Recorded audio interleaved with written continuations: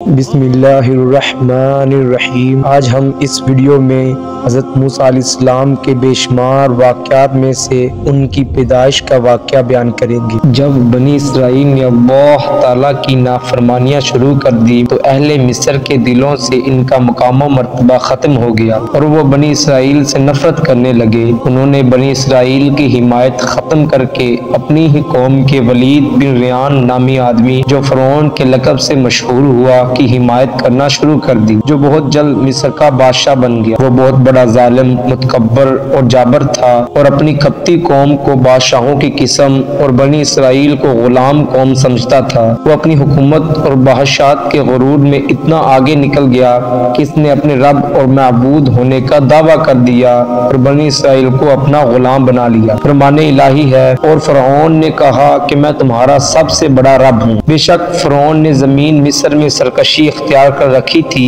اور اس نے وہاں کے لوگوں کے کئی گروہ بنا رکھے تھے اور ان میں سے ایک گروہ بنی اسرائیل کو بہت کمزور کر رکھا تھا۔ حضرت موسیٰ علیہ السلام کی ولادت سے پہلے فرعون نے خواب دیکھا کہ بیت المقدس کی طرف سے ایک آگ آئی اور مصر کے تمام قبطیوں کے گھر جلا گئی، لیکن بنی اسرائیل کو کوئی نقصان نہیں پہنچا۔ بیدار ہونے کے بعد وہ بڑا خوفزدہ تھا کہ اس تعبیر کیا ہو سکتی ہے۔ اس نے اپنے کاہنوں، عالموں اور جادوگروں کو جمع کیا اور اس کی تعبیر پوچھی۔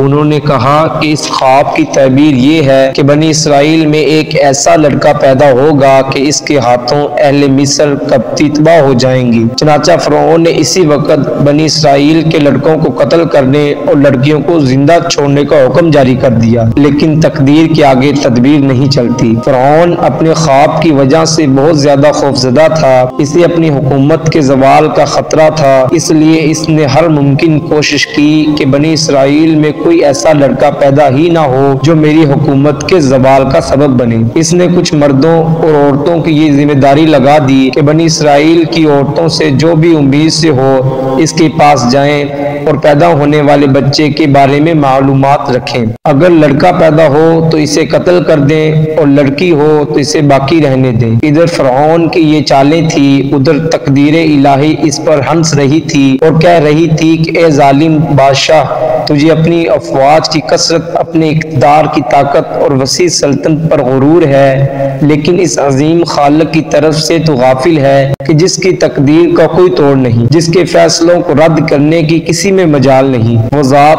یہ فیصلہ کر چکی ہے کہ جس بچے سے تو خوف زدہ ہے، جس کے لیے تو نے بے شمار معصوم بچوں کو قتل کرنے کا حکم دیا ہے، وہ تیرے ہی گھر میں پرورش پائے گا اور تیری دنیا اور آخرت کی تباہی اس کے ہاتھوں ہوگی۔ تجھے معلوم ہو جائے گا کہ آسمان و زمین کے مالک ہی کی یہ شان ہے، وہ جو چاہتا ہے کرتا ہے، اس کے پاس مکمل قدرت ہے۔ حضرت موسیٰ علیہ السلام کی ولادت بھی اسی سال ہوئی جس سال بچے قتل کیے جا رہے تھے۔ اللہ تعالیٰ کی رحمت جوش میں آئی اور اللہ جل جلال کو ان کمزور بندوں پر رحم آیا جو ابراہیم خلیل اللہ کی نسل میں سے تھے۔ چنانچہ اللہ تعالیٰ نے انہیں فرعون کی غلامی سے نجات دلا کر آزادی جیسی عظیم نعمت سے نوازنا چاہا۔ فرعون اور اس کے لشکر کو ہلاک کر کے بنی اسرائیل کو اس سرزمین کا وارث بنانا چاہا۔ فرعون، حامان اور ان کی فوجوں کو یہ دکھانا چاہا کہ جس خوف سے وہ بنی اسرائیل کے بچوں کو قتل کروا رہے ہیں، میں اس کا نتیجہ وہ اپنی آنکھوں سے دیکھ لیں۔ آپ کی والدہ حمل کے دنوں میں بڑی فکر مند ہوئیں اور انہوں نے حمل کے ابتدائی ایام ہی سے بہت احتیاط کی کہ کہیں حمل کی علامات ظاہر نہ ہوں اور دوسروں کو علم نہ ہو جائے۔ فرمان الہی ہے، وہ ان کو بری طرح ذبح کر دیتا اور ان کی بیٹیوں کو زندہ رہنے دیتا۔ بلا شبہ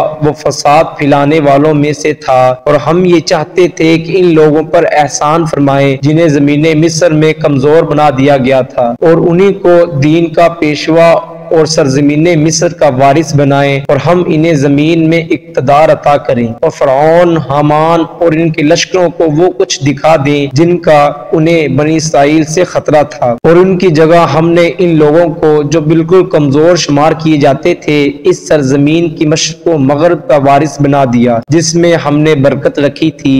اور اس طرح اے نبی صلی اللہ علیہ وسلم، آپ کے رب کا اچھا وعدہ بنی اسرائیل کے حق میں پورا ہوا، اس لیے کہ انہوں نے مصائب پر صبر کا مظاہرہ کیا اور ہم نے فرعون اور اس کی قوم کی بنائی ہوئی چیزوں سمیت اونچی عمارتیں اور محلات تباہ کو برباد کر دیے۔ جب حضرت موسیٰ علیہ السلام کی ولادت ہوئی تو اللہ تعالیٰ نے حضرت موسیٰ علیہ السلام کی حفاظت کے لیے ان کی والدہ کے دل میں یہ بات ڈال دی کہ اپنے بچے کے لیے ایک صندوق بنا لو، اور جب تمہیں یہ خطرہ ہو کہ فرعون کے کرندے آ کر اس بچے کو قتل کر دیں تو اسے اس صندوق میں ڈال کر دریائے نیل میں بہا دینا۔ ہمارا آپ سے وعدہ ہے کہ ہم اس بچے کو واپس آپ کے پاس لوٹا دیں گے اور اپنے رسول منتخب کر فرمائیں گے۔ چنانچہ آپ کی والدہ نے اسی طرح کیا۔ حضرت موسیٰ علیہ السلام کی والدہ نے اللہ عز و جل کے حکم کی تعمیل کرتے ہوئے اپنے بچے کو ایک مضبوط صندوق میں ڈال کر دریا میں بہا دیا۔ جب وہ صندوق فرعون کے محل کے قریب سے گزرا تو شاہی خادموں نے اس صندوق کو دریا سے نکال کر شاہی محل میں فرعون کی بیوی آسیہ کے سامنے پیش کر دیا۔ فرعون کی بیوی آسیہ نے جب صندوق کھولا اور کپڑے میں لپٹے ہوئے حضرت موسیٰ علیہ السلام کا معصوم چہرہ نظر آیا اور اس کے دل میں آپ صلی اللہ علیہ وسلم کی شدید محبت پیدا ہو گئی۔ اس نے فرعون سے کہا، یہ تو بہت ہی پیارا بچہ ہے، یہ تو میری اور آپ کی آنکھوں کی ٹھنڈک ہے، اس لیے اسے دوسرے بچوں کی طرح قتل نہ کیا جائے۔ بہت ممکن ہے کہ یہ بچہ ہمیں کوئی فائدہ پہنچائے یا ہم اسے اپنا بیٹا بنا لیں۔ فرعون نے جب اس معصوم اور خوبصورت بچے کو دیکھا تو فوراً چونک پڑے کہ کہیں یہ وہی اسرائیلی بچہ نہ ہو جو میری حکومت کے زوال کا سبب بنے گا۔ یہ سوچ کر اس نے بچے کو قتل کرنے کا ارادہ کیا، لیکن اس کی بیوی رکاوٹ بن گئی، کیونکہ اللہ تعالیٰ کا فیصلہ ہر چیز پر غالب ہے۔ اس طرح اللہ تعالیٰ نے ایک دشمن کے گھر میں اس بچے کو اس طرح محفوظ کیا کہ وہ اسے ذرہ برابر بھی نقصان نہ پہنچائے۔ فرمان الہی ہے، اس طرح فرعون نے گھر والوں نے اس بچے کو اٹھا لیا تاکہ وہ ان کے لیے دشمن اور باعث غم بنے۔ بلا شبہ فرعون، حامان اور ان دونوں کے لشکر بڑے خطا کار لوگ تھے، اور فرعون کی بیوی آسیہ نے فرعون سے کہا، یہ بچہ تو میری اور تیری آنکھوں کی ٹھنڈک بنے گا، اسے قتل نہ کرو، ممکن ہے یہ ہمیں کوئی فائدہ پہنچائے یا ہم اپنا بیٹا ہی بنا لیں، اور وہ انجام سے بے خبر تھے۔